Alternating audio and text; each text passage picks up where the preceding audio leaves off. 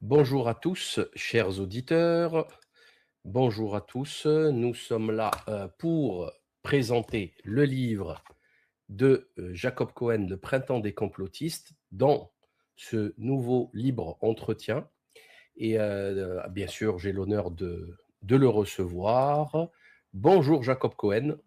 Bonjour Salim, bonjour à tous les auditeurs très nombreux, en vous souhaitant un bon dimanche. Merci, merci beaucoup. Bon dimanche à tout le monde d'ailleurs. Le sujet du jour, c'est le dernier livre, En dialogue, Oui, de Jacob Cohen, qui écrit depuis presque 20 ans maintenant oui, pour exprimer son désaccord avec notre monde actuel et qui s'est illustré notamment avec un roman assez connu, Le printemps des Sayanim, mais il a écrit beaucoup d'autres livres et nous sommes très heureux de l'éditer aux éditions Fiat Lux. Vous allez retrouver dans les liens, dans la description, le lien pour vous procurer son livre. Et donc, très très heureux de le retrouver aux éditions Fiat Lux pour ce printemps des complotistes qui représente, comme je le disais, des dialogues. Alors, pourquoi on a voulu éditer ce livre? C'est très simple. Parce que ces dialogues, ça représente en fait des discussions entre gens lambda sur différentes questions. Des questions que je trouve qui taraudent et qui ont touché, je pense, 69 millions de Français. Je crois que c'est une évidence. Je vous donne juste une idée un peu des titres. Comment je suis devenu complotiste, c'est le dialogue numéro 1. Harcèlement bisexuel à l'office, c'est le 2. Élection piège à Caen, dialogue numéro 3. Si Dieu existe, 4. Le cinquième, c'est les anarchistes. Ensuite, c'est recrutement d'un Sayan. Donc, il revient sur les Sayanimes avec un professeur en médecine. Bon, bref. L'aventure du numérique pour un quatuor féminin. Subversion et démythification révolutionnaire. Le couscous du vendredi en numéro 9. Un jeune énarque entre en politique, numéro 10. Là, c'est le malheur de la France, hein, l'énarchie. Hein. Un pasteur en butte au lobby en 11, en avant-dernier. Et enfin, testament patriotique en numéro 12. Donc, et ces dialogues, c'est quoi? En fait, c'est des discussions entre deux personnes, trois personnes, même plus. En oui, général, deux, trois personnes, c'est déjà suffisant pour dialoguer. Et c'est ce qui a été interdit, c'est ce qu'on a empêché les Français de faire, notamment avec les crises politiques actuelles, notamment avec le Covid, où on a explosé les familles, on a empêché de parler. Toute personne qui critique le système a été traitée de complotiste, d'antivax, de pro-russe, de frériste, d'agents de l'étranger, de climato-sceptique. On n'a plus le droit de s'exprimer dans ce pays. C'est hallucinant. C'est perfide, c'est hyper vicieux, c'est très violent, puisqu'il y a un bannissement, une exclusion de la société de tous ceux qui ne veulent pas penser comme la doxa. Étant donné que la doxa ne peut qu'avoir tort vu notre histoire, il suffit d'aller à la bibliothèque pour se procurer des milliers de livres où on se rend compte que la doxa, le gouvernement sont des menteurs, des criminels, des assassins, ils ont tué des populations entières, ils ont mis en prison des gens pour rien, ils ont menti sur les assassinats de Big Pharma, sur les multinationales. Bon, la moindre des choses, c'est d'avoir des doutes sur le narratif du gouvernement et des médias. C'est ça. C'est ça. On peut avoir raison, on peut avoir tort, mais c'est sain et on nous l'interdit. Et ce type de dialogue nous permet justement de se remettre en perspective et de se dire bon ben si on nous interdit de dialoguer, ben on va parler entre nous et on va créer ces dialogues. Donc moi je n'ai pas été touché par cette folie puisque je suis très bien entouré, j'ai plein d'amis, j'ai ma famille où il n'y a pas cette hérésie, cette volonté de bannir et d'exclure et de condamner et d'empêcher de travailler, d'empêcher de vivre l'autre qui ne pense pas comme moi. Mais voilà, c'est ça qui nous a poussé C'est rien, hein, Jacob, c'est rien, discuter, dialoguer. C'est pas grand-chose, non? oui, mais c'est le reflet d'une société moi, j'ai eu la chance, je ne sais pas, en tout cas, le hasard m'a fait naître à une époque où la parole était très libre, enfin, en tout cas, je peux le dire, hein, c'est-à-dire que même à la télévision, dans les médias, on pouvait exprimer toutes les opinions, et même les opinions les plus extrêmes. Elles ne faisaient pas peur, on les acceptait, on les tolérait, et je ne sais pas, j'imagine que si aujourd'hui un Sartre qui se mettrait sur un tonneau pour défendre les idées marxistes-léninistes, le lendemain, je pense qu'il serait interné psychiatriquement. Et, et donc, en fait, c'est vrai que les personnages de ces dialogues, la première règle, c'est qu'ils ne se soumettent pas à une quelconque censure. C'est-à-dire, ils parlent librement. Voilà. Déjà, c'est déjà pas mal. Enfin, c'est déjà un point. Et deuxièmement, toutes les idées. D'ailleurs, le premier, comment je suis devenu complotiste, il y a une réflexion, c'est quand même une agrégée de philo qui se fait là, qui est pendant le deuxième confinement chez sa famille dans une petite ville de province et qui à un moment donné prend conscience, il y a eu un hasard, une étincelle, et qui se dit mais qu'est-ce qui nous est arrivé? Pourquoi on n'est pas arrivé à se parler dans la salle des profs? Pourquoi cette peur? Est-ce que c'était une peur? Euh, et donc, elle met vraiment la question sur le tapis, c'est-à-dire, en fait, pourquoi, qu'est-ce qui nous est arrivé? Pourquoi ce silence? Et elle-même, elle dit, moi qui passe pour une grande gueule dans la salle des profs, est-ce que la fin du confinement, est-ce que j'oserais m'exprimer en rentrant? Donc, en fait, c'est vrai qu'il y a une réticence, une peur. D'ailleurs, moi, par exemple, quand je suis sur Facebook, sur des sites que je sais qui sont contrôlés, je fais attention à ce que je dis parce que je n'ai pas envie de voir ma chaîne sauter, etc. Bon, j'arrive mais j'arrive à aller à exprimer ma pensée, mais je sais qu'au fond de moi, j'ai développé, vous savez, comme les psychanalystes qui disent on a un petit flic dans la tête, le surmoi, voilà, donc qui surveille. Donc on a développé, à mon avis, on a développé une espèce de surmoi et qui est presque une forme d'autocensure. Moi, je ne suis pas. Enfin, moi, j'aime. Vous savez, il y a quelques jours, j'ai fait une vidéo avec la tribune libre où j'avais dit, enfin, à un moment donné, j'avais dit, moi, j'adore les extrémistes, voilà, qu'ils soient d'extrême droite. J'ai cité De Beketch sur Radio Courtoisie. Je ne sais pas si j'ai cité d'autres. En tout cas, j'ai cité Céline, Bukowski. Et donc, c'est vrai que j'ai souvent aimé ceux qui exprimaient leurs opinions de manière totale, franche, et même avec un petit peu d'exagération, parce que ça fait partie du débat. Et si on le ressent, il faut le dire. Et je pense qu'aujourd'hui, malheureusement, enfin, nous vivons cette époque où certaines. Bon, ce n'est pas le sujet ici de se dire le pourquoi du comment, mais c'est évident que nous vivons à une époque où la parole est contrôlée et où se développe une autocensure. Et c'est un peu en réaction à cela que j'ai placé des gens dans des dialogues où ils s'expriment, enfin en tout cas eux-mêmes librement. Voilà. Justement, le sujet du premier dialogue, c'est le Covid, et où on Oui, voit une agrégée de philo, donc c'est quelque part le summum de la pensée occidentale.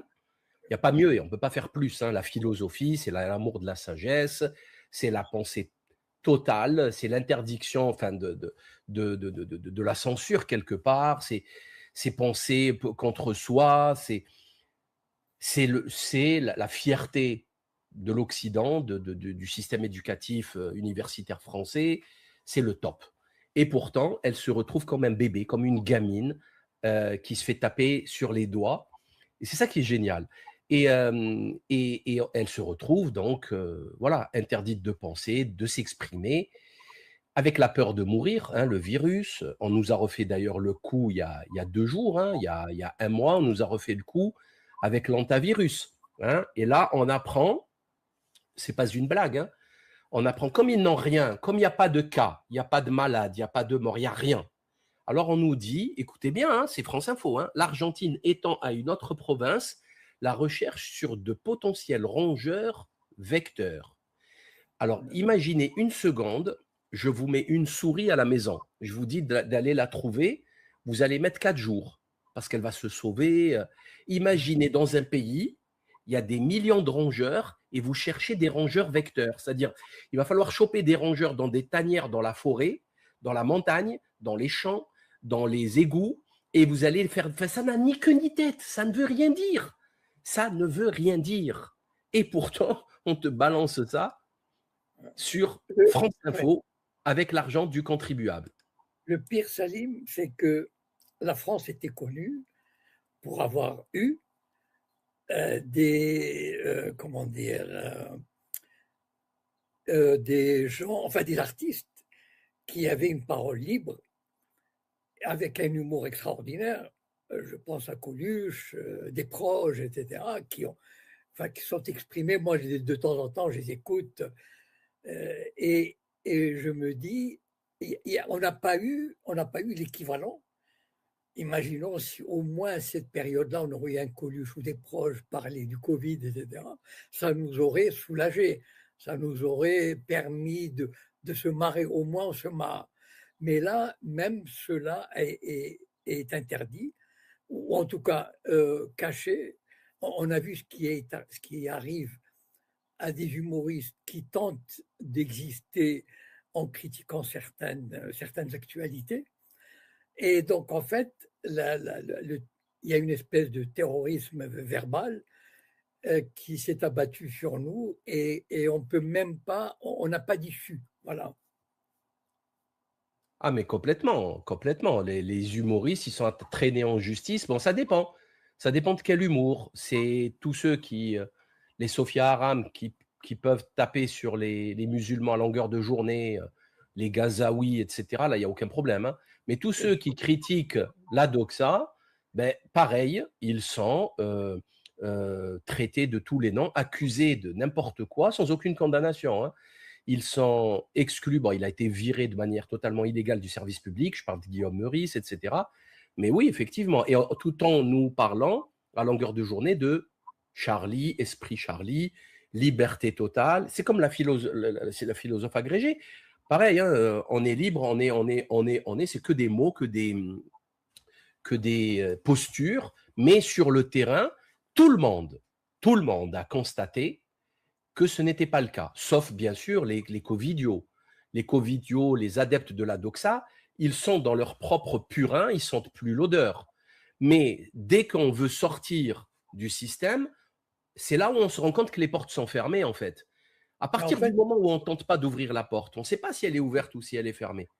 Cette prof de philo, par exemple, elle en est arrivée à un point, elle a envie d'envoyer un mail à sa collègue pour lui dire, tu sais, attention au masque pour tes enfants. C'est un truc d'une simplicité. Et bien même cela, elle s'est dit à un moment donné, elle s'est dit, oulala, elle va croire que je suis, etc.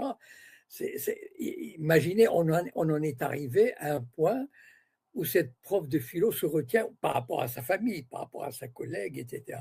Donc, elle va être obligée de louvoyer dans cet univers terrifiant qui rappelle la dictature, c'est-à-dire, vous savez, bon, Orwell, il avait dit que le discours sera antinomique par rapport à la réalité, c'est-à-dire qu'on nous bassine avec les valeurs de l'Europe, la liberté d'expression, etc., alors qu'on vit totalement le contraire. Exactement, et personne ne peut éviter l'adjectif orwellien pour décrire la situation actuelle, puisqu'il l'expliquait très très bien dans son fameux roman. Les mots auront l'inverse du sens qu'ils portent, en fait, hein. Mais bon, c'est quand même, voilà, c'est intéressant de mettre le doigt là-dessus parce que c'est ce qui va se répéter à chaque fois, systématiquement. D'ailleurs, ils essayent encore une fois, comme je disais tout à l'heure avec l'antavirus, ils essayent de nous remettre une couche soit de l'hantavirus, soit du climat, soit. Ben, je ne sais pas si tu as vu, cher Jacob, pour le climat. Donc, ils nous ont fait une propagande folle. On va tous mourir de chaleur au mois de mai, etc. Et in fine, on se retrouve qu'il fait très, très froid. Donc, il y a ça, c'est Météo Express sur X qui publie ça. Donc, le 26 mai, il faisait chaud, OK, à Rosa, dans les Alpes suisses. Le 5 juin, il neige. Voilà. Donc, tout ça pour nous mettre ce type de contenu, c'est-à-dire qu'on nous a expliqué que c'était le réchauffement climatique, qu'on allait tous mourir, alors que maintenant, en plein mois de juin, c'est-à-dire jusqu'à mi-juin, il y a une vague de froid qui arrive du nord et qui va faire baisser les températures en dessous des normales saisonnières. Donc, toute la propagande à laquelle on a eu droit il y a 15 jours, elle est en train de s'effondrer. Et tous ceux qui… C'est ça, ils ont un culot extraordinaire. C'est-à-dire, on a eu 5 jours à Paris, 5 jours avec une chaleur estivale, c'est-à-dire 28-29. Eh bien, après ces 5 jours, Libération, parce que je regarde Libération le matin sur Internet pour voir un peu les titres, et ils ont osé écrire que le printemps 2026 a été le plus chaud depuis l'année 1900. Enfin, 1900. C'est juste, enfin, moi j'ai failli, je ne savais pas quoi faire, mais bon, c'est juste, ils ont, voilà, ils n'ont pas peur, ils ont le culot enfin, de dire des énormités. Je ne sais pas, j'ai connu Libération des années 70-80, où le monde de ce temps-là, jamais on n'aurait osé publier de pareils mensonges. Ah, mais complètement, complètement. Mais par contre, c'est le terrorisme, hein, attention, hein, c'est climato-sceptique. Ils accusent toutes les personnes qui… Enfin, moi, j'ai juste envie de leur dire à chaque fois hein, sur les réseaux sociaux, les petits guignols de cette propagande, responsables de cette propagande, c'est que j'en ai rien à cirer de la météo, laissez-moi tranquille. La météo, elle finit toujours par s'imposer. Je ne suis pas pêcheur, je ne suis pas agriculteur. Moi, la météo sur une semaine, moi, je veux que la météo du jour, à la rigueur, pour savoir si je prends une veste ou le parapluie. C'est tout. Je n'ai pas besoin de savoir la météo du monde entier. Si dans 6 mois il fera chaud ou pas, ça ne m'intéresse pas, en fait. Et eux nous imposent ce narratif en créant cette anxiété qui, je le rappelle, a causé 4 millions de malades graves, 4 millions d'anxieux climatiques, dont 2 millions graves qui ne dorment pas, qui sont obligés de prendre des anxiolytiques. C'est eux qui ont créé. Ça devrait être interdit, en fait, tout simplement interdit par la loi. Une statistique, malheureusement, j'ai oublié le chiffre. Le nombre de jeunes de 16 à 18 ans qui sont complètement culpabilisés, ils ont une sensation de l'avenir absolument très pessimiste, ils sont très inquiets à cause du climat, à cause de l'avenir, etc. Mais vraiment un chiffre qui m'avait impressionné, mais je ne peux pas le répéter parce que j'ai oublié, mais c'est presque, enfin, c'est un crime qu'on commet contre la jeunesse, alors que la jeunesse de 16, 17 ans, 18 ans, elle a envie de s'amuser, d'aller danser, de s'éclater, et on leur bourre le crâne avec des trucs comme ça. C'est vraiment criminel hein, ce qu'ils font. Ah, mais C'est terrible. complètement, complètement, complètement. Justement, on va reparler de jeunesse avec le Oui. deuxième dialogue sur le harcèlement bisexuel à l'office et cette manie qu'a le système de s'ingérer dans notre propre sexualité, en fait. Ce qui est quelque chose de totalement intime, d'individuel, on va dire, quelque part aussi, qu'on le veuille ou non, à part pour les quelques partouzeurs du Cap d'Agde, c'est quelque chose de tabou. Les gens ne veulent pas parler de leur sexualité. Ils ont raison d'ailleurs. Il y a quelque chose de l'ordre de la nudité, etc. C'est intime, quoi. Et pourtant, on est dans un système qui hypersexualise tout et qui veut aussi changer carrément la sexualité des uns et des autres, notamment dans ce dialogue. Est-ce que tu peux nous en parler en quelques mots?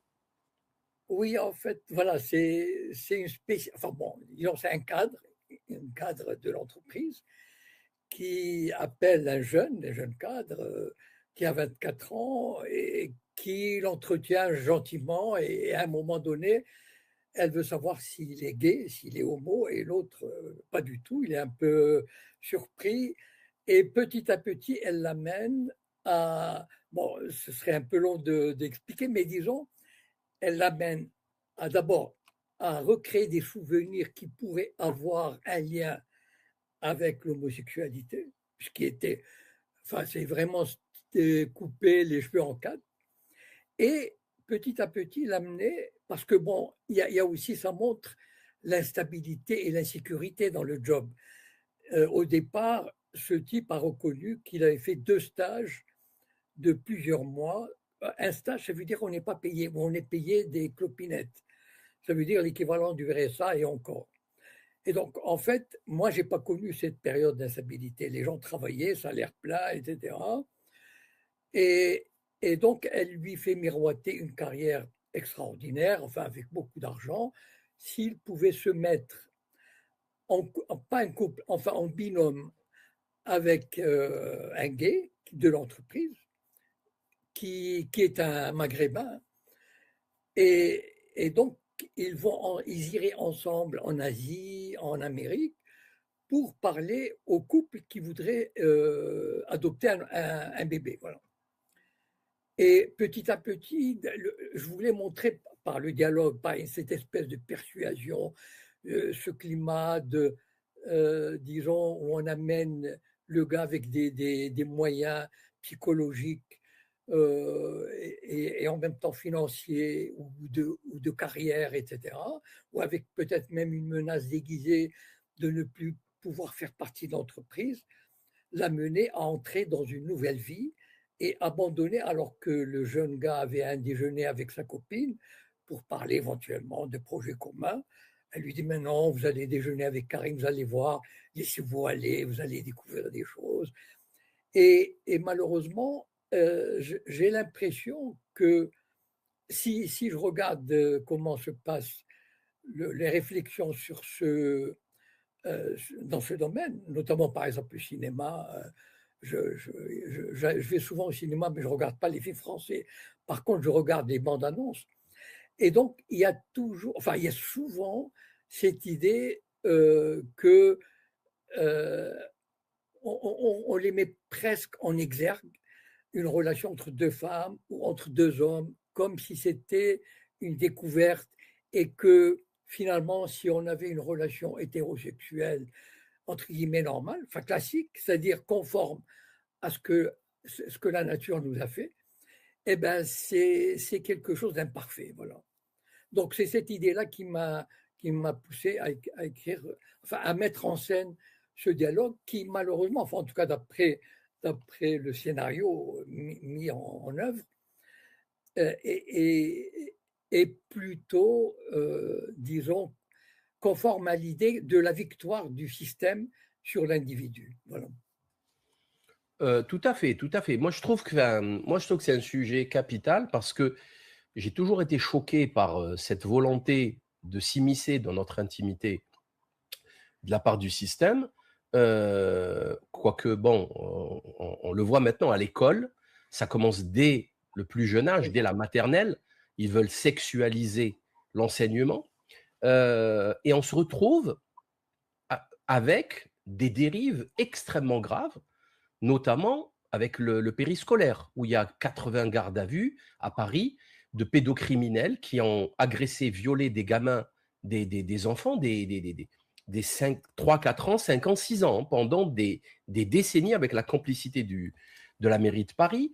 Et ça, c'est qu'à Paris. Là, on voit que à l'ASE, c'est des centaines de milliers d'enfants qui se font violer avec l'aide sociale à l'enfance, c'est plutôt la destruction sociale, méthodique et étatique de l'enfance. Là, maintenant, on se rend compte qu'il y a des pédocriminels qui violent des gamines pendant des années, on ne les attrape pas, jusqu'à les assassiner. L'affaire Liana, la petite Liana qui vient de mourir dans le Gers, massacrée par une ordure de dégénérés et qui n'a pas été protégée par le système. En fait, la question que je me pose, c'est qu'on voit bien, je ne parle même pas de tous les scandales MeToo dans le cinéma, dans la musique, dans le sport, dans la musique classique, dans le sport de haut niveau, partout, partout, on voit qu'il y a un problème, un réel problème dans la société française avec la sexualité. Un vrai problème, vraiment, hein. Il y a quelque chose qui cloche. On a énormément de dérives, on a énormément de viols, d'agressions sexuelles, etc. Et personne ne réagit, personne ne se dit il va falloir stopper ça. Peut-être qu'il va falloir arrêter de mettre des femmes nues pour vendre un yaourt ou une voiture ou un stylo. Il va falloir arrêter d'exciter systématiquement la part sombre, hein, les bas instincts de l'humain pour éventuellement, peut-être, je ne sais pas si c'est la solution, hein, mais peut-être qu'on va éviter ces dérives parce qu'il y a quelque chose qui cloche quand même. Il y a trop de souffrance. Libération, et il va de temps en temps, c'est pour ça que j'aime bien regarder Libération le matin pour voir un peu les titres, parce que ça donne la température de la société. Enfin, bon. Et il revient régulièrement, pour ceux qui connaissent ce journal, enfin je regarde sur Internet, et il revient sur cette idée, à peu près que 30% des couples, mais hétéros, c'est très important, déclarent ne plus être intéressés par le sexe. Ça veut dire ils sont ensemble, mais ils ne vont pas jusqu'à avoir des relations sexuelles. Imaginez ces gens qui ont 20 ans, 21 ans, 22 ans, enfin quand je pense, enfin quand on était étudiant, on était obsédé par ça. Et donc imaginez que des jeunes aujourd'hui acceptent d'être en couple avec quelqu'un et se disent, bon, on couche pas ensemble, voilà. Le sexe, donc ils arrivent à ça. Bon, moi, je trouve c'est vraiment une société qui va dans. Mais à un moment donné, ça va tellement loin qu'il y aura toujours une réaction. Mais bon, mais en tout cas, pour le moment, c'est vrai. Sur le coup, nous sommes dans ces dérives-là. Voilà. Clairement. Concernant le Oui, dialogue qui suit, oui, élection piège à Caen, point d'interrogation, page 37. On est là, on l'a vu, à la veille d'une élection présidentielle. J'allais dire majeure, en fait, pas du tout, hein. Enfin, c'est une élection comme les autres. Elle n'a aucun intérêt et elle ne changera absolument rien au, c'est une au sort des Français. Mais on l'a vu, là, ça y est, ils sont tous montés sur leur fier destrier pour aller gagner cette élection. Le Attal qui a annoncé sa candidature, Édouard Philippe, etc. Il y a Glucksmann, bref. Qu'est-ce que tu peux nous dire de cette échéance électorale? Il y a les sénatoriales là, qui vont se faire bientôt. On a un Gérard Larcher qui veut continuer à, à siéger à la tête du Sénat alors que ça fait 12 ans, je crois, qu'il y est. Il s'est fait 3 mandats d'affilée de 4 ans. Il a ruiné la France, il a détruit le pays. C'est un carnage. Hein.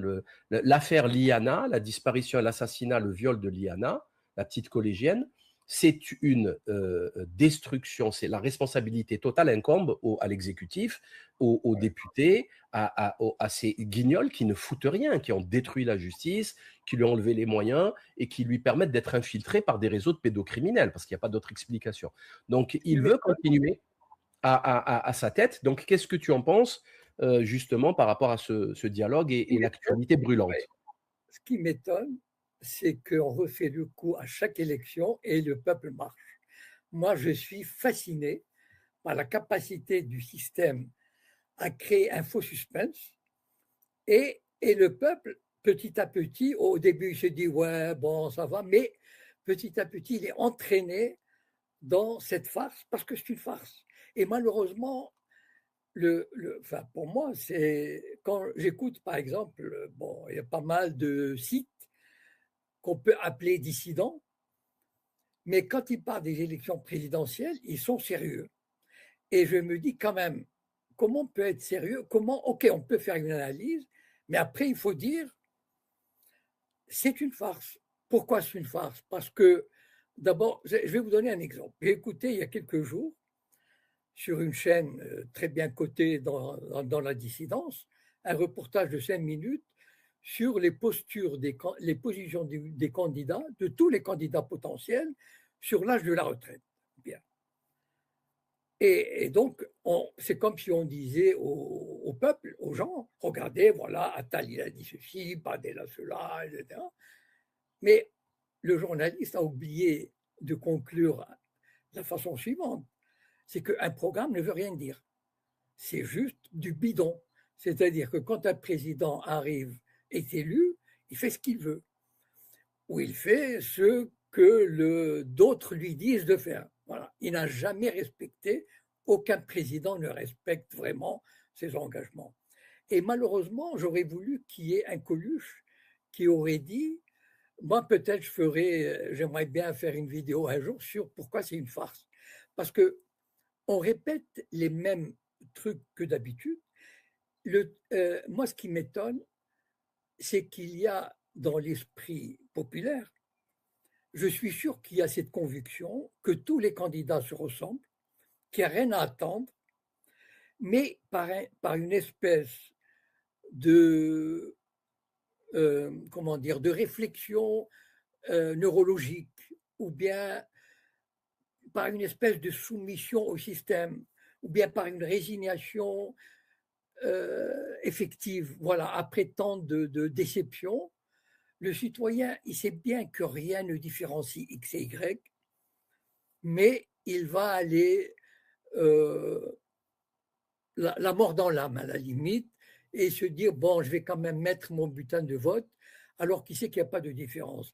Moi, j'ai rien inventé, vous savez, parce que j'ai consacré 3 dialogues à la politique, au système politique, à la réflexion politique, etc.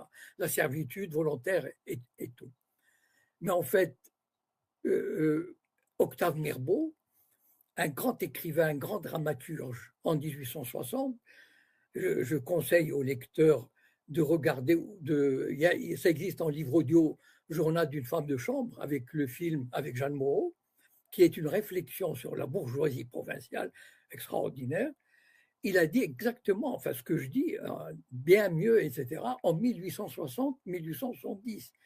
Et pourtant, on continue on remet tous les 5 ans, on remet le système en marche et ça marche, et ça prend. Ça prend chez 2 tiers des gens.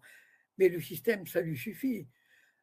Du moment qu'il y a cette onction, entre guillemets, démocratique, encore que dans l'élection Péjacon, je ne me suis pas montré, comment dire, c'est pas dans ce dialogue que j'ai montré mon vrai visage, c'est-à-dire mon dégoût ou mon, comment dire, cette, cette réflexion que ça ne sert à rien. J'ai mis des gens des 2 côtés pour les partager. Parce qu'au départ, c'était une pièce radiophonique, telle que je l'imaginais. Voilà.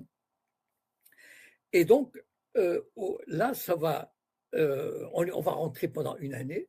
Pendant une année où les Français ne penseront pas aux vrais problèmes. C'est-à-dire parce que ce que dit un candidat, je ferai ceci, quel est le candidat qui va vous dire je supprimerai 5000 lits d'hôpitaux par an? Personne ne va vous le dire. Pourtant, c'est ce qu'ils vont faire. Donc, ils vont vous dire des choses, des trucs sur la justice, sur l'éducation, etc., etc. Et une fois élus, 6 mois après, les électeurs vont se dire oh là là, quelle connerie on a faite, etc. Bon. Le drame, c'est que le peuple est tellement. Et là, j'aurais voulu qu'il y ait un spécialiste je ne sais pas moi, des sciences occultes ou un neurologue qui nous explique pourquoi le citoyen oublie tout esprit critique ou bien tout esprit de révolte. Par exemple, le peuple français n'a jamais fait preuve, disons, on dit qu'il a l'esprit gaulois, l'esprit réfractaire, etc. Mais jamais on a assisté, moi j'aimerais tellement, à ce qu'un homme politique d'importance, on lui fasse mordre la poussière. Juste pour, comme disent les Québécois, pour le fun, pour rigoler. Pour dire, par exemple, mettons, prenons un Darmanin, une élection parlementaire, un Darmanin, un Retailleau, un Mélenchon, etc., le mettre en 4e position. Voilà. En élection parlementaire, ça veut dire, vous lui dites, votre carrière est terminée. c'est-à-dire le peuple ou la circonscription le peuple de cette circonscription fait un doigt d'honneur, comme disent les Américains de middle finger, le doigt du milieu, à la politique, à ces gens qui se prennent en lui disant, écoute, voilà, c'est le peuple qui a le dernier mot et on va te le montrer. Et c'est vraiment, moi c'est un truc, enfin, j'ai pas de réponse à ça, mais je suis toujours intrigué par cet esprit de soumission et j'anticipe sur d'autres dialogues l'absence de révolte. Vous savez, par exemple, il y a un truc qui m'avait frappé, c'est dans un autre dialogue, je crois que c'est dans les anarchistes.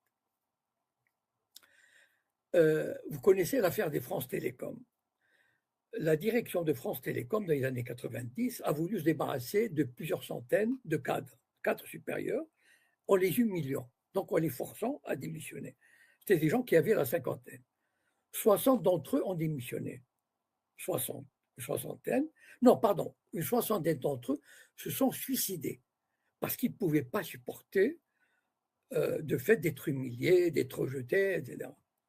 Et aucun d'entre eux, bon, ce que je vais dire, je l'assume, hein, il n'y a pas de problème, hein, puisque je l'ai écrit dans le dialogue et je l'assume. En tout cas, j'ai fait cette constatation. Aucun d'entre eux, aucun des 60, ne s'est dit « je connais les responsables, je me suicide, mais avant, je vais régler mon compte avec eux. » Je prends mon revolver, je monte à l'étage de la direction, j'en descends un ou deux, et après, je me tire une balle dans la tête. Ça veut dire, pour moi, en tout cas, ça, je l'assume, c'est une réflexion personnelle. On est dans une société où le citoyen, il a tellement abdiqué sa souveraineté, abdiqué son être, sa dignité, au point de se suicider par la faute des dirigeants. Je pense aux paysans aussi, par exemple, que j'ai cité dans le dialogue. Et aucun d'entre eux ne pense, au point de se suicider, ça veut dire de mettre la famille dans le malheur, etc., de disparaître dans une espèce de honte et de discrétion, et de laisser ceux qui l'ont mis dans le pétrin vivre leur vie, se gaver de privilèges. Alors que si ces gens-là se révoltaient, comme je dis, je vous assure que s'il y avait 2 ou 3 vengeances comme ça, ceux qui sont en haut, ils réfléchiraient 10 fois avant de prendre des mesures contre les paysans, contre les cadres de France Télécom, etc.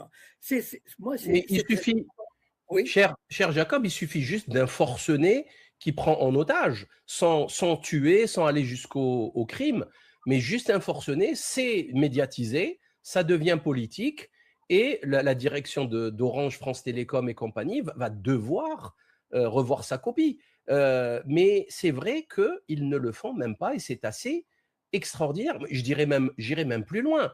S'il n'a pas envie de se révolter, ben, il n'a qu'à quitter France Télécom.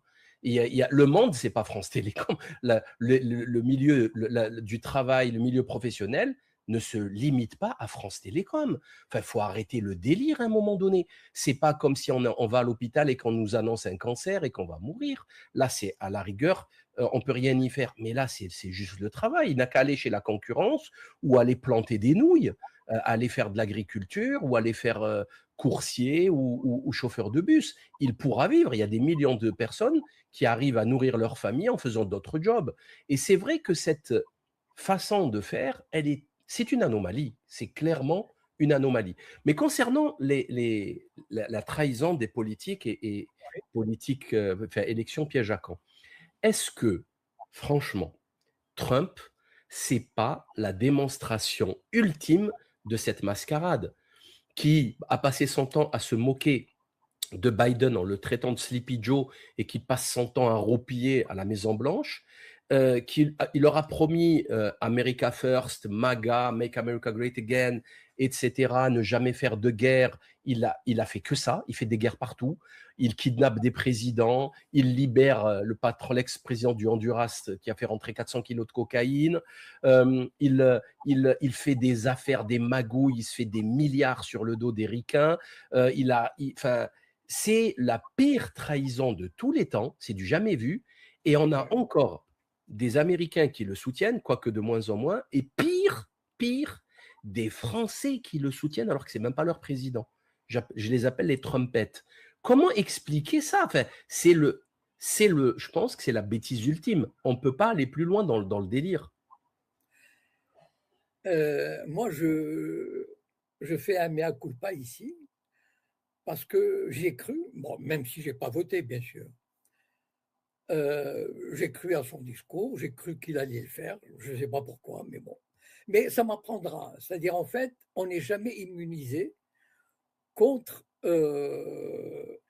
les manœuvres politiques. C'est-à-dire que ça fait des années et des années que je suis dans l'anarchie, dans l'anarchisme, le rejet du politique, etc. Et pourtant, même si j'ai pas, même si j'ai pas voté, mais je suis tombé dans le panneau parce que je m'étais, enfin, j'y ai cru, voilà, de loin. Et comment dire, et il faut reconnaître que des grands noms comme Candace Owens, enfin comment il s'appelle, bon, il y avait, bon, les noms ne me viennent pas à l'esprit, là, Joe Rogan, etc. Bon, quand même des spécialistes de l'Amérique, ceux qui suivent Tucker Carlson, etc., sont tombés dans le panneau eux aussi. C'est-à-dire que le gars semblait vraiment souffler, ou il a eu le discours que beaucoup de gens voulaient entendre enfin. C'est-à-dire, c'était la première fois, à mon avis, la première fois qu'un président des États, enfin qu'un candidat à la présidentielle disait c'est fini les guerres, c'est fini les aventures à l'extérieur, c'est fini l'armement, en tout cas trop de dépenses de l'armement, etc. Nous allons nous occuper du pays, le pays tombe en ruine. Et donc, c'est un discours que beaucoup de gens voulaient entendre et qui collait à la réalité et qui faisait pendant. Peut-être que l'erreur, c'est de ne pas avoir compris qu'il avait déjà fait 4 ans. Sauf que le premier mandat, c'est vrai qu'on lui avait mis des bâtons dans les roues. Mais on aurait dû se rendre compte qu'il avait mis fin à 2 traités très importants, c'est-à-dire qui ont conduit à la guerre. Le premier, c'était en 2018 la fin de l'accord avec l'Iran. Et le deuxième, c'est la fin d'un traité de contrôle des armements avec la Russie. Et subséquemment, le réarmement de l'Ukraine aussi, auquel il a participé grandement. Et donc, en fait, voilà, bon, moralité, les politiques nous tromperont toujours. Voilà. Et ça, c'est malheureusement, même si peut-être qu'il avait des convictions comme ça, je ne sais pas. Mais arriver au pouvoir, surtout aux États-Unis, en fait, quand on arrive au pouvoir, et on a beaucoup d'exemples, un président peut avoir des convictions, mais il est devant des réalités et on lui dit euh, écoutez, voilà, je sais pas moi, le directeur de la Banque centrale ou des tas de monde qui viennent le voir et qu'ils lui disent voilà la réalité, voilà ceci, cela, l'OTAN, machin, et il ne peut pas faire autrement que de suivre. Et parce qu'en fait, ce ne sont pas les politiques qui gouvernent, ils ne sont que les porte-paroles de forces obscures ou moins obscures qui gouvernent réellement le pays, qui dictent la loi, c'est ce qu'on appelle l'état profond, mais au-delà de l'état profond, il y a des tas de forces qu'on ne connaît même pas, que le simple citoyen ne connaît pas. Et donc, il y a cette réalité implacable que, au fond, il y avait d'ailleurs comment dire, une espèce de proverbe, c'est pas un proverbe, mais enfin, je vais dire un proverbe qui dit aux États-Unis, c'est-à-dire que vous élisiez un démocrate ou un républicain, c'est toujours. Il y avait un grand sénateur dans les années 80 qui était très populaire, malheureusement j'ai oublié son nom. Euh, c'est la politique de ce sénateur qui sera mise en œuvre. Et voilà, en fait, et malheureusement, la leçon à tirer de ça, c'est que le politique c'est la façade. Voilà. Ben Et justement, donc, ben Trump, c'est l'illustration parfaite de élection piège à camp. oui, Et puisque tu as cité Coluche tout à l'heure, je crois que c'est lui qui dit si les élections servaient à quelque chose, elles auraient été interdites, quoi. bien sûr. Voilà, je crois c'est tellement d'ailleurs je l'ai dit assez souvent, enfin plusieurs fois, Coluche a tout dit, hein. Il a tout dit Oui, parce qu'il n'a pas fait que de l'humour, il a fait beaucoup de politique, des interviews folles, notamment avec les 2 journaux, qu'il, oui, feuilletait en expliquant que c'était les mêmes articles à droite, à gauche. L'aurore et le Figaro, et L'horreur François, bien sûr. l'horreur, il avait même dit, je crois, l'horreur, un truc comme ça. Oui, C'est, était extraordinaire. Il a tout dit sur le crédit de la maison dans son sketch, heu très connu de la maison, Leroy Merlin ou Merlin je sais pas quoi. Enfin, il a tout dit, des fois de manière humoristique et des fois de manière totalement politique et assumée et puis voilà, quoi. Donc on a déjà fait, plusieurs, dialogues, mais le dernier, c'est celui qui est, je pense, le plus intéressant et le plus lié à ton enfin, le plus intéressant, non, les autres aussi sont plus intéressants. Le covid, le climatisme, la sexualité, le wokisme, la GPA, ça touche absolument tout le monde. Mais le côté, sioniste, ou plutôt ton côté anti-sioniste, est quand même un côté important de ton combat politique et de ton travail littéraire. Il y a un, un dialogue qui s'appelle, c'est le 6, c'est recrutement d'un Sayan. ouais. Bon, je rappelle que tu es un juif marocain donc de naissance et tu as été approché par le sionisme de l'époque. Tu as adhéré à leur idéologie quelques années. Tu as aussi été franc-maçon quelques années avant de quitter la maçonnerie il y a déjà quelques temps. Donc, tu as une connaissance parfaite, profonde de toute cette mécanique. Et je voulais te poser une question concernant un événement politique qui vient de se passer, qui est dingue, un double événement, un double événement. Le premier, c'est l'ingérence politique aux dernières élections municipales concernant 3 élus, 3 candidats LFI, Gouraud, Delogu et j'ai oublié le troisième de Toulouse, et par une entreprise israélienne Blackstone, qui est donc une ingérence. Hein. D'habitude, on nous dit c'est les Russes, c'est les Russes, c'est les Russes, c'est les fréristes, les barbus, les musulmans, les Algériens.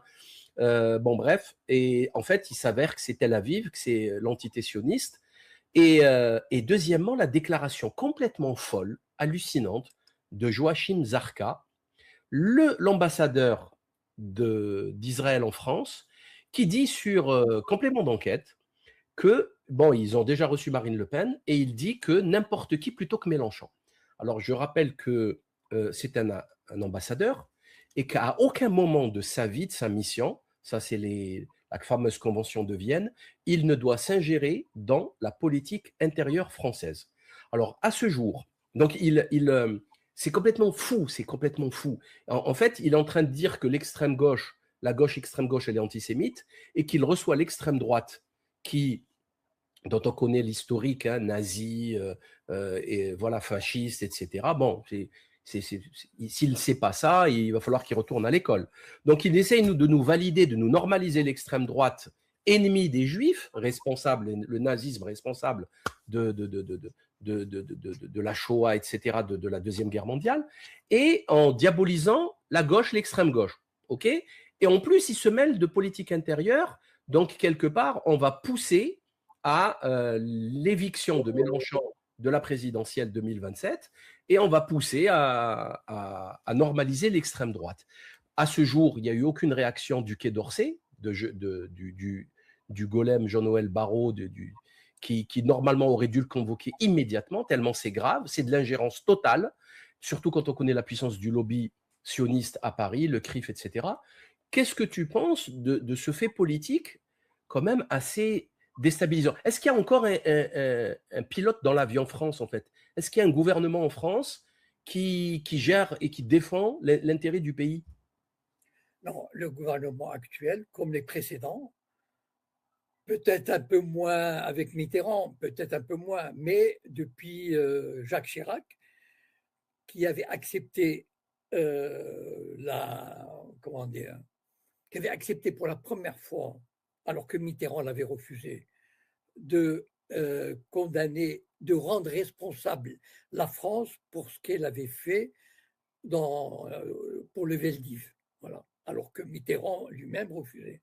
C'est-à-dire qu'il refusait comment dire, cette intrusion qui aurait ces germes de guerre civile. Voilà. Bon, il y a une fameuse vidéo de Mitterrand avec Jean-Pierre Elkabbach. Bon, enfin, les gens feront des recherches pour les retrouver.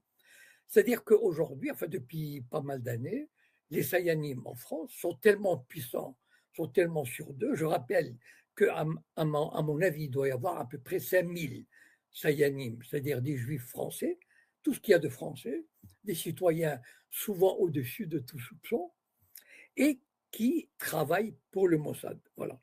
C'est-à-dire en termes de enfin, médias, dans les médias, dans la politique, dans la publicité, dans l'édition, partout, partout, partout. Voilà. Et donc, ici, j'ouvre une petite parenthèse.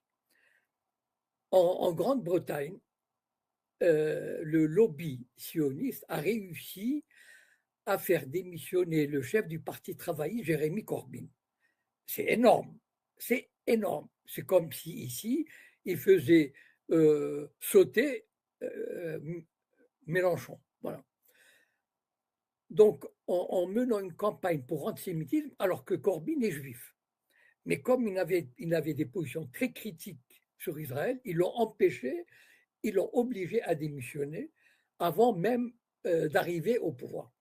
C'est donc dans ces pays-là, enfin la France, la Grande-Bretagne et les États-Unis, là où il y a de grandes communautés puissantes et infiltrées, se croient, disons, à être, pas les maîtres, mais en tout cas avoir suffisamment d'influence pour diriger, et d'autant plus qu'ils ne sont jamais critiqués. Il ne viendrait jamais à l'esprit de voir Macron ou Barrault ou quelqu'un d'autre. Les sionistes font peur. Voilà. C'est-à-dire, ils se disent, ils font peur parce que euh, on ne sait pas, on a affaire à des gens machiavéliques et qui peuvent aller très loin. Est-ce que j'ai le temps de citer la peur qu'ils mettent enfin, chez les Bien politiques? sûr, bien sûr. En 2016, et je regrette de le dire à propos de cet homme politique parce que c'est le moins pire, disons, même si, enfin, il est de droite, mais moi, enfin, je veux dire, je fais aucune différence entre les gens de droite ou de gauche. Je n'en suis plus là. Donc, il y avait un homme de droite qui s'appelle Jean-Frédéric Poisson. Et franchement, je lui en veux pas. Voilà, pour le dire. Bon. Qui, en 2016, il voulait se présenter aux primaires de la droite. Bon. Au titre de secrétaire ou président d'un petit parti qui faisait 1%. Il n'avait aucune chance. Mais il voulait se présenter. Sauf que dans une interview, il avait cité l'AIPAC, un lobby sioniste américain. Bon, ce qui est une évidence terrible. Mais bon, le CRIF n'a pas aimé. Voilà. Et donc, en fait, c'est une façon à lui de montrer sa puissance. C'est ça le truc. C'est pas, il n'a pas aimé et il a dit, je ne crois pas que Jean-Frédéric Poisson mérite de participer à la primaire de droite. Eh bien, et les autres, Juppé, etc., ils ont dit, oula, ils ont dit à Jean-Frédéric Poisson, écoute, il vaut mieux que tu ne te présentes pas, etc. Eh bien, il a été obligé de s'excuser pour avoir dit une vérité élémentaire.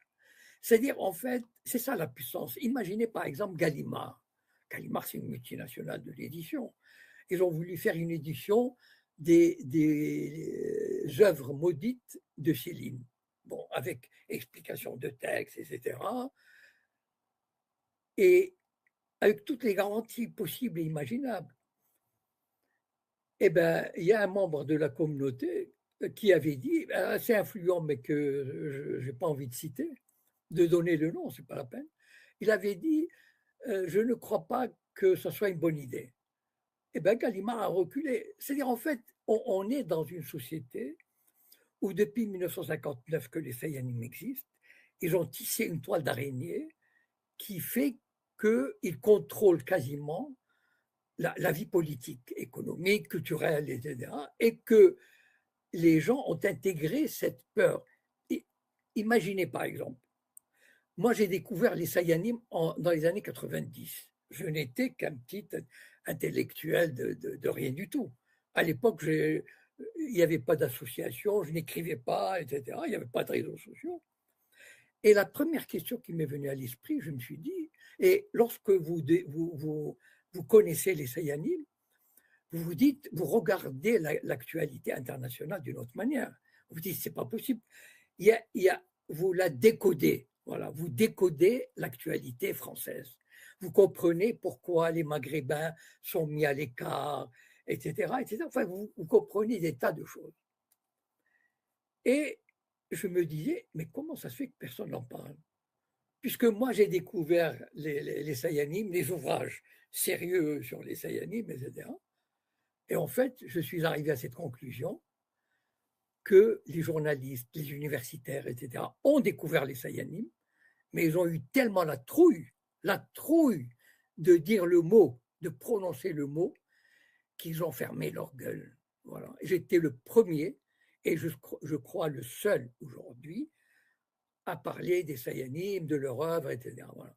Les autres, regardez par exemple ceux qui font la critique de ce qui se passe au Moyen-Orient, entre Israël, etc.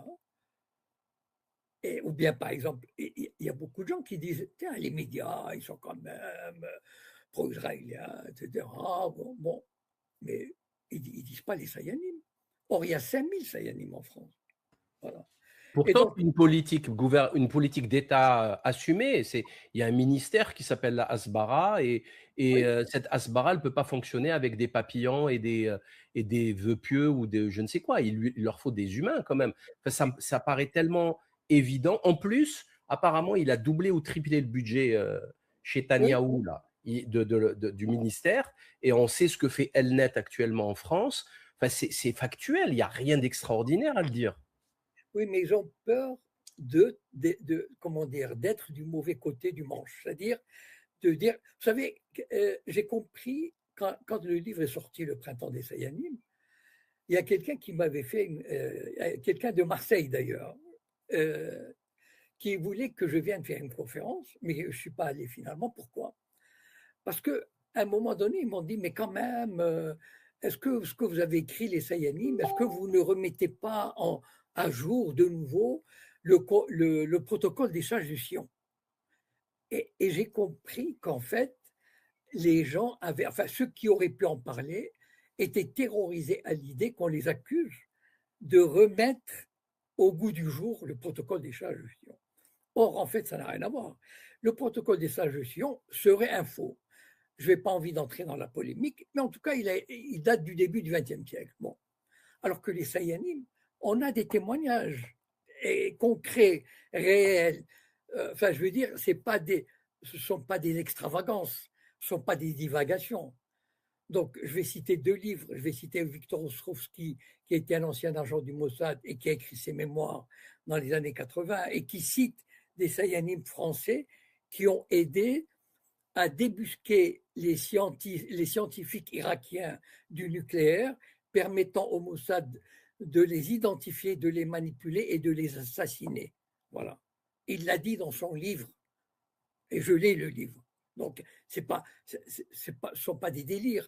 Pierre Gordon Thomas, qui avait le spécialiste des services secrets anglo-saxons et du Mossad, et qui donne des noms, des dates, etc. Il cite notamment Robert Maxwell, le magnat de la presse britannique, qui est un Sayan, qui a travaillé pour le Mossad pendant 20 ou 30 ans. Donc, en fait, tout existe, tout est là, mais les gens ont eu le lobby, et ça, moi, je trouve que c'est ça sa force aussi. C'est-à-dire, il a introduit dans la mentalité enfin, de pas mal de gens, d'intellectuels, etc., la trouille réelle de dire des choses qui pourraient susciter l'ire du CRIF. Voilà. Et ça, c'est fantastique. Le réussite, elle est exceptionnelle. Il y a le père de Marion Maréchal Le Pen aussi, Roger Hoc, Oui, qui qui était était un un. agent.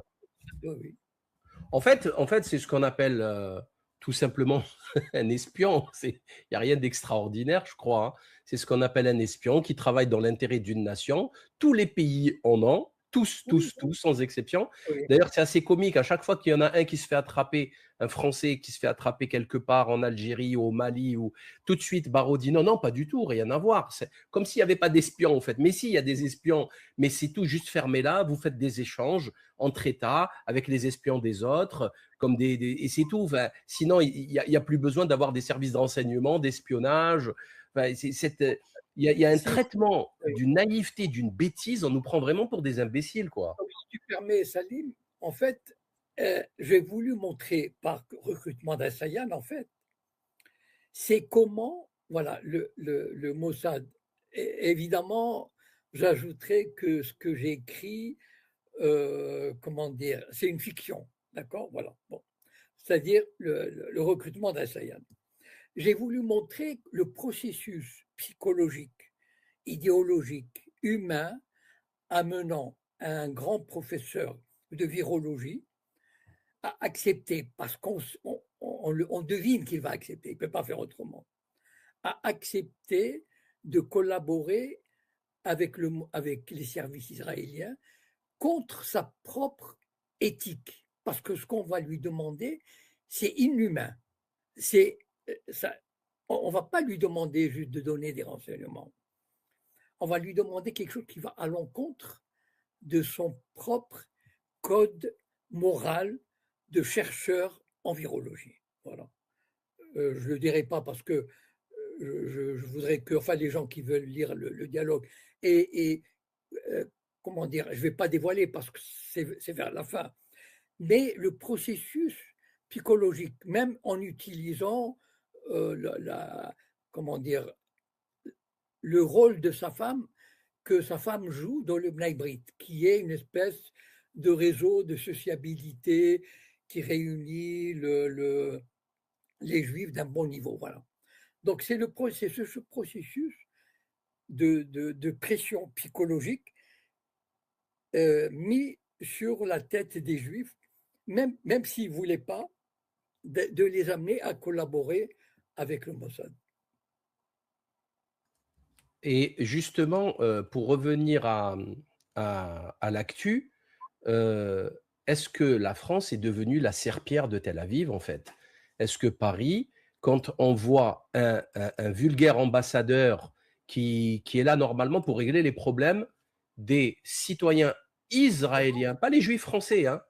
Les juifs français, c'est des citoyens français, ça ne le concerne pas.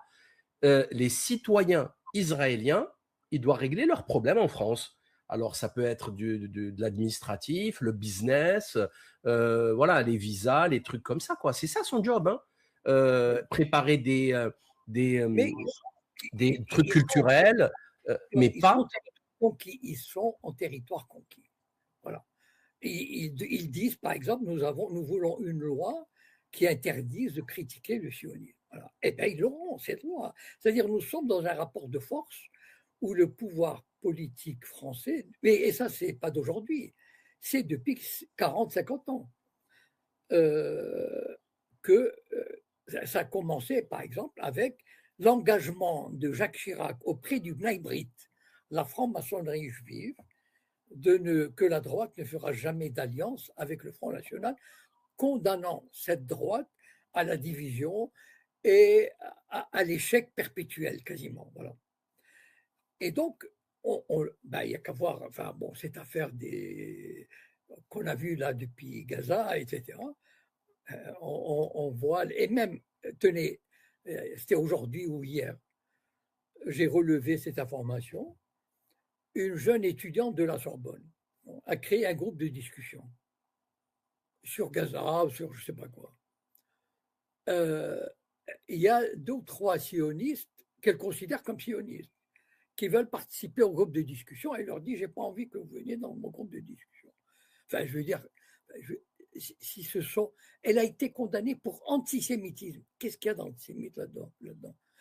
Probablement qu'elle a vu, elle a compris ce qu'étaient ces 2 ou 3 personnes, leur position, etc. Et donc, elle n'en voulait pas dans la discussion. Elle a été condamnée à une amende, à une peine de prison avec sursis et à 2 jours de stage au mémorial de la Shoah. Donc, en fait, en France, on n'a pas le droit de penser différemment. Ou alors, il faut penser tout bas, il ne faut pas qu'on vous entende. Voilà. Mais attention, c'est-à-dire que l'antisémitisme sert à débusquer n'importe quelle critique. Voilà. Et la justice est là pour servir comment dire, regardez, vous savez, moi, un jour, j'ai été convoqué par un OPJ en 2017 ou 2018. À une époque, j'utilisais beaucoup Twitter. Et j'étais assez critique et acide et mordant vis-à-vis, et pour certaines questions qui touchent à la communauté et qui ayant une certaine sensibilité. Voilà, bon, pour résumer. J'ai été convoqué par un OPJ. Imaginez, et je l'ai su, hein, ils me l'ont dit. La plainte, l'OPJ a été saisie le lundi. Le mercredi, on m'a envoyé la convocation pour la semaine d'après. Vous voyez, c'est-à-dire qu'en fait, les services, la police, la justice, la préfecture, tous sont là à l'écoute. Voilà. Et la hantise, peut-être de ne pas répondre bien et très vite, etc. Enfin, je veux dire, quand même, le peuple français, quoi. Enfin, la France, c'est terrible d'arriver à ce niveau-là. Enfin, Là, on est en train de vivre une polémique extraordinairement importante, très, très virulente, très violente. C'est justement les ratés de la mise en examen et de l'arrestation de Barella, le violeur et l'assassin présumé de la petite Liana. Et en fait, il y a plein de critiques qui expliquaient comment ça se fait que les agriculteurs qui manifestaient, ils se sont tous retrouvés avec des centaines de CRS sur le dos, des gardes à vue. Il y en a un, je crois, qui s'est pris 4 gardes à vue en un an, parce que le gouvernement est en panique face à une révolte populaire massive, et alors que l'autre, il violait, il y avait des plaintes qui arrivaient au parquet, et la justice n'a rien fait. Et bien là, c'est exactement la même chose. Mais pour finir, une dernière question, cher Jacob Cohen. Est-ce qu'ils ne sont pas en train de tirer leur dernière cartouche? Est-ce que la corde n'est pas effilochée au point qu'elle puisse céder dans pas longtemps, et que tout ceci se retourne d'une manière assez virulente et violente contre le lobby sioniste? Moi, c'est ça que je crains, surtout pour les juifs qui n'ont rien à voir avec tout ça, qui, même pire, qui sont contre tout ça. Et est-ce que c'est pas... j'en connais plein, j'ai manifesté avec eux des dizaines de fois, le Tzedek, les mouvements pro-palestiniens humanistes, etc.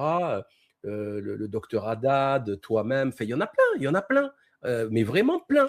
Même les orthodoxes, les Necturé Carta, etc.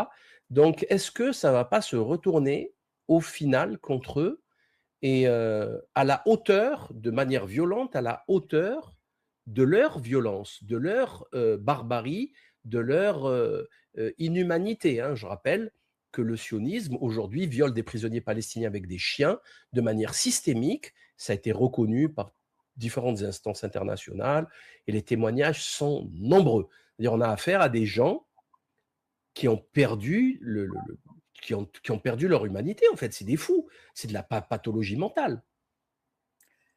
Et malheureusement, c'est une évolution qui était prévisible. En tout cas, elle a été prévue et analysée par un certain Yeshayahu Lebovitch. Grand chapeau à ce personnage extraordinaire qui avait reçu le prix Israël, qui récompense à peu près, il y en a 5 ou 6 par an, dans les grands domaines de la science, de la philosophie, etc. Donc, c'est un religieux, un philosophe, et en 1990, il avait déjà parlé de nazi-sionisme. À l'époque, on s'était dit, ouais, quand même, patati, etc. Parce que même l'occupation israélienne avait une certaine, enfin, comment dire, on ne pouvait pas la comparer, enfin, on ne voulait pas la comparer avec l'occupation allemande, etc. Voilà, bon.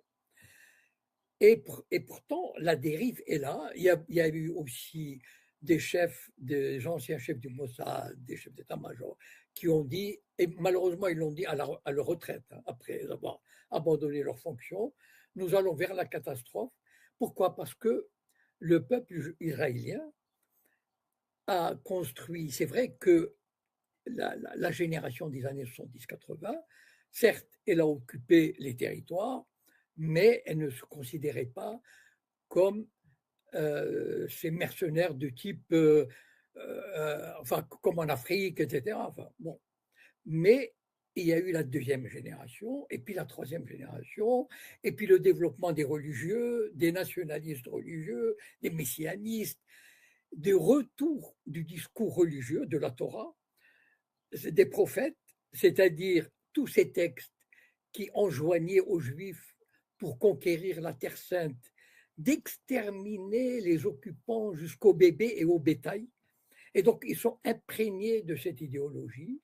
Et malheureusement, ajouter à cela l'ubris, c'est-à-dire le sentiment de puissance, d'invincibilité, le sentiment d'impunité, que rien, jusqu'à présent, on a toujours donné, on a toujours laissé passer tous les crimes israéliens. Il n'y a jamais eu de sanctions, etc. Et donc, c'est un délire qui les a emportés, mais totalement, au point qu'aujourd'hui, à mon avis, le problème qui va se poser, et qui se pose d'ailleurs à Israël, c'est qu'il y a beaucoup de départs, c'est-à-dire les gens laïcs, les gens qui ont un job, il y a quelqu'un qui avait parlé de fuite de cerveau, un prix Nobel de physique qui a parlé de fuite de cerveau, et donc c'est une société qui devient de plus en plus fascisante. Euh, comment dire, elle peut se permettre, elle regarde des colons incendier des maisons avec des bébés dedans et ça leur fait rien. Voilà, c'est-à-dire on est arrivé à un point d'une humanité absolument incroyable. Et moi, je pense que non, d'abord il y a Israël, mais je pense que la déconvenue principale viendra des États-Unis. Moi qui suis pas mal la politique américaine, enfin surtout pas mal de youtubeurs qui ont entre 6 et 10 millions d'abonnés. Hein. Enfin, je veux dire, c'est des. Eh bien, ils sont tous, ils ont un discours anti-israélien d'une violence inouïe. Et l'arrogance des sionistes américains, elle est incroyable. Imaginez, il y a une semaine ou deux, ils ont mis 33 millions de dollars pour faire battre Massi. C'est un congressman vraiment bon, qui, qui représente l'Amérique profonde du Kentucky. Et ils sont glorifiés. Et donc, il y a un courant. Moi je pense que non seulement Israël sera délaissé petit à petit, ou peut-être d'un coup par l'Amérique. Mais vous savez, l'Amérique a longtemps été, je dirais pas antisémite selon les critères nazis, mais il y avait un sentiment anti-juif. Par exemple, il y avait un numerus clausus dans les grandes universités américaines ciblant les juifs, parce qu'ils ne voulaient pas en avoir beaucoup. Voilà. Juste dans les années 50. Et il y avait des secteurs, enfin, par exemple des sites UP très, très riches, etc., qui n'acceptaient pas les juifs. Et je crains malheureusement que non seulement c'est Israël qui paiera le prix, mais il y aura des retombées sur les juifs eux-mêmes. Et ça commencera aux États-Unis. Et malheureusement, j'ai envie de dire, pour conclure, que le peuple juif est habitué aux tragédies. Mais cette fois-ci, c'est une tragédie qui s'est lui-même créée euh, à son corps défendant. Vous savez, on croit que la majorité des juifs n'avaient aucune sympathie pour le sionisme. je vous assure, moi j'ai vu les Juifs de Meknès, les Juifs européens, d'Amérique, etc. Ils n'avaient aucune sympathie pour Israël, pour ce mouvement sioniste. Ils avaient envie, ils étaient bien là où ils étaient. Et malheureusement, le mouvement sioniste a réussi à mettre la main dessus, etc. Et finalement, ça va se retourner contre le peuple juif tout entier parce que il, ben, il a. C'est pas que le peuple juif a apporté tout son soutien au sionisme, mais en tout cas la partie qui s'exprime. Parce qu'en France, on n'écoute pas les Jacob Cohen, les Gérard Haddad, etc. Ils ne passent pas dans les médias. Donc en fait, les gens sont étonnés quand il y a un juif qui est antisioniste, etc. Parce qu'ils ont l'impression, mais en fait, il y a seulement 20 ou 30% des juifs, que ce soit en France ou aux États-Unis, qui défendent réellement Israël, etc. Mais malheureusement, les gens font cet amalgame et cet amalgame se retournera. À mon avis, c'est un processus historique inéluctable et inarrêtable. Voilà, malheureusement. Malheureusement, c'est comme ça. Moi, c'est comme les petits maghrébins qui font des conneries dans les cités, eh ben, ils entachent toute leur ethnie, toute leur religion. On dit que les Arabes sont des voleurs ou sont des voyous, des dealers, et les musulmans, c'est pareil. En fait, on est responsable de ces actes. C'est triste, hein, parce que le crime, il est individualisé. Hein. Quand on juge un crime, on juge l'auteur, on ne juge pas sa famille ou son ethnie. Mais malheureusement, la société, elle fonctionne comme ça. C'est dramatique. Surtout aux États-Unis, Jacob. Aux États-Unis, ils sont armés avec des armes de guerre. En France, ça va. On est plus cool. Mais là-bas, c'est dramatique. En parlant de Leibovitch, je rappelle que Pensée Gaza aux éditions Fiat Lux d'Ali Benzian parle longuement de ce polymathe, de ce philosophe, cet humaniste d'un courage phénoménal. Vous pourrez retrouver, bien entendu, tous ces livres aux éditions Fiat Lux, notamment, bien sûr, le dernier de Jacob Cohen, Le printemps des complotistes. Vous allez pouvoir nous retrouver, chers auditeurs, au Festival Nexus, Jacob Cohen et moi-même pour des séances de dédicaces. Donc, n'hésitez pas, voilà, c'est sur Internet, vous pouvez vous inscrire. Vous allez sur le site de Nexus et vous prenez vos places pour une journée ou deux. Nous, on sera là-bas les 2 jours, le samedi après-midi et le dimanche, pardon. Donc, merci infiniment, cher Jacob, pour ce libre entretien afin de présenter ce dernier livre, Le printemps des complotistes, que j'invite tout le monde à lire et à partager. S'il y a quelque chose à rajouter, c'est le moment.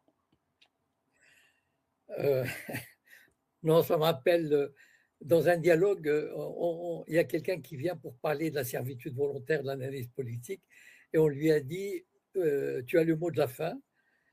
Alors, oui. il a eu cette idée où il a dit, j'ai envie d'écouter la chanson de Brassens, Mourir pour des idées d'accord, mais de mort lente. Donc, c'est un message que j'aimerais transmettre aux gens, que il faut gagner son autonomie, sa liberté d'esprit, etc.